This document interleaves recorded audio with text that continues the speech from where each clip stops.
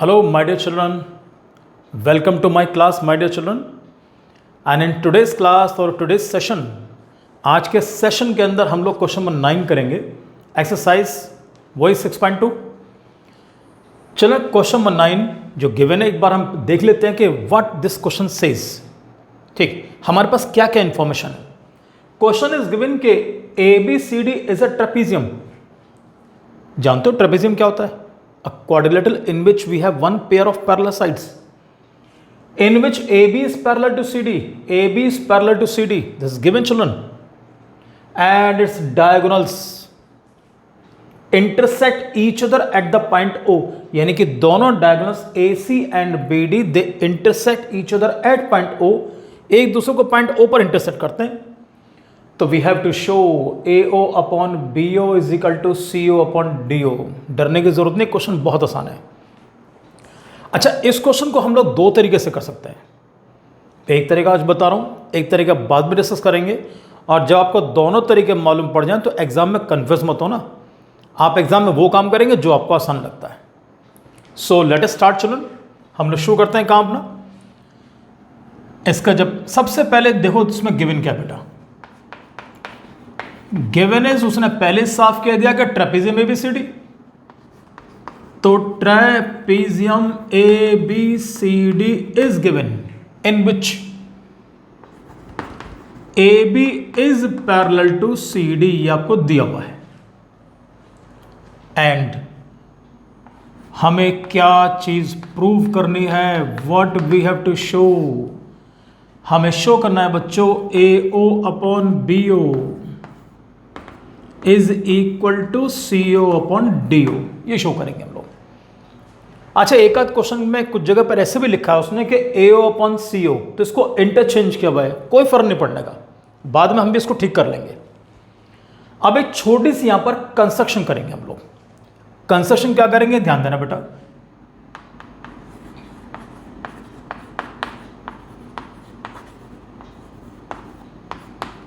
Construction is, वो हमारी मजबूरी है बच्चों। O से एक लाइन ड्रॉ करेंगे, line segment that will be parallel. इसका नाम रखो पहले OE।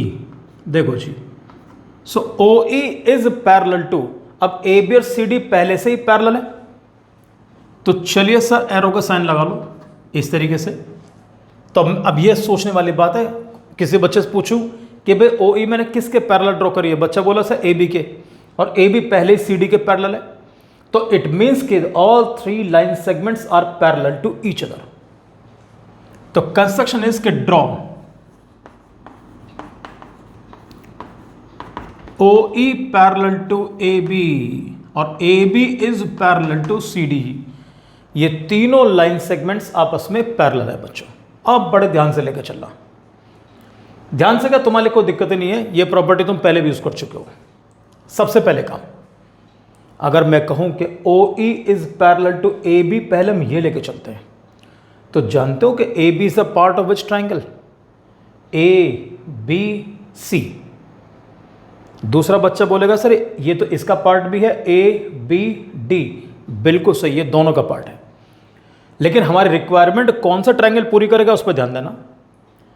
OE is parallel to AB, it means कि OE it intersects side AD and side DB at point E and point O। इसका मतलब हम ट्राइंगल लेके चलेंगे A, B और D। This triangle will be taken. देखो जी,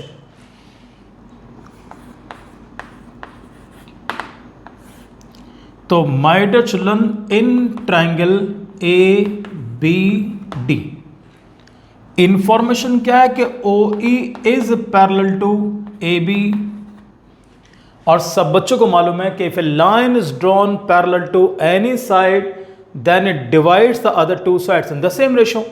तो OE is parallel to AB, इसका मतलब यह है कि ये जो बाकी दो साइड्स हैं उन्हें सेम रेशियो में डिवाइड करती है।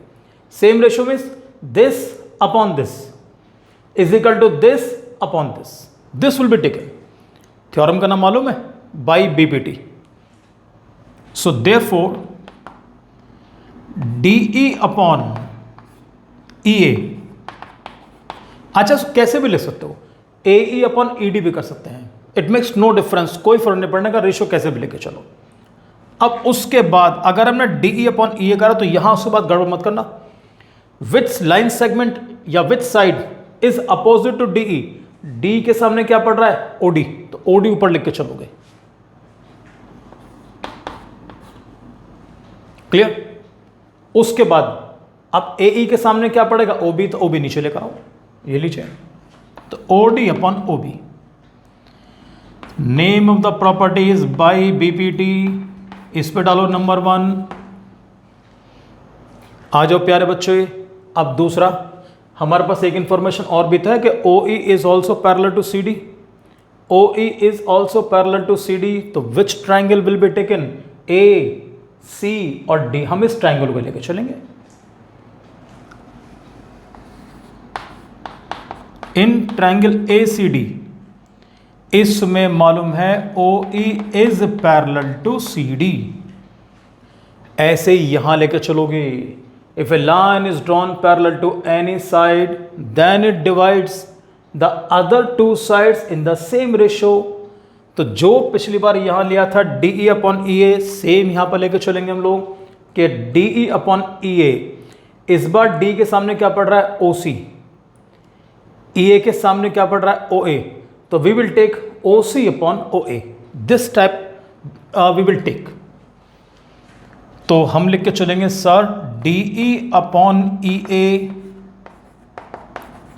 Is equal to OC upon क्या लिख के चलेंगे OA।